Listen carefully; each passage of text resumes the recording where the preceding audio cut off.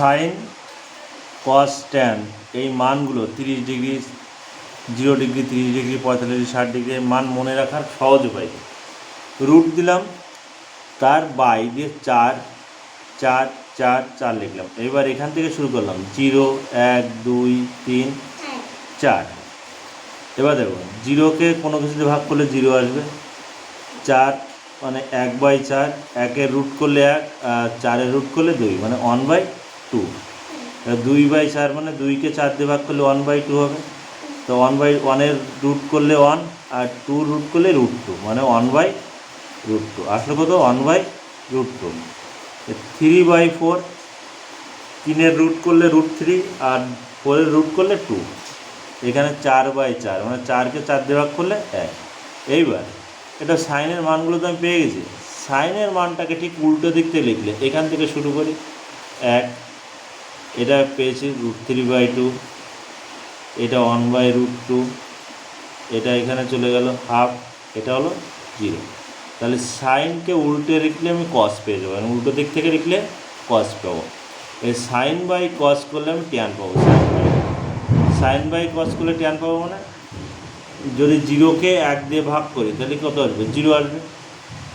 হাফকে মনে করে এটাকে আমি √3/2 দ্বারা যদি ভাগ করি তাহলে আলটিমেটলি কত? হাফ গুণ 2/√3 কেটে কত আসলো? 1/√3।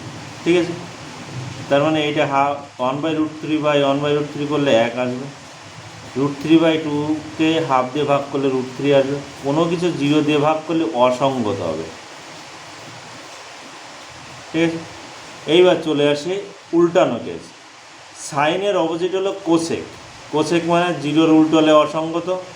ঠিক আছে, হাফকে উল্টালে 2, 1/√2কে উল্টালে √2 হবে। এখানে √3/2কে উল্টালে 2/√3 হবে। 1কে উল্টালে 1 আসবে। সেক, সেক কার? সেক কজের উল্টো। 1কে উল্টালে 1ই আসবে।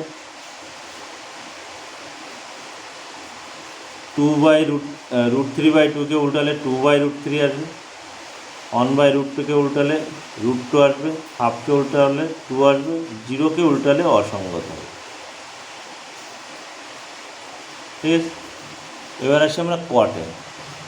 কট কার অপোজিট? ট্যানের। 0কে উল্টালে অসঙ্গত।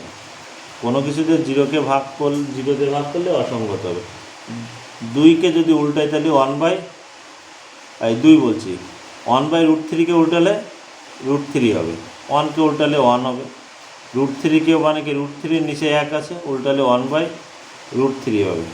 অসঙ্গত উল্টাবে। অসঙ্গত মানে কি নিচে 0 ছিল, উল্টালে কী হবে? 0/something হবে, মানে 0 আসবে।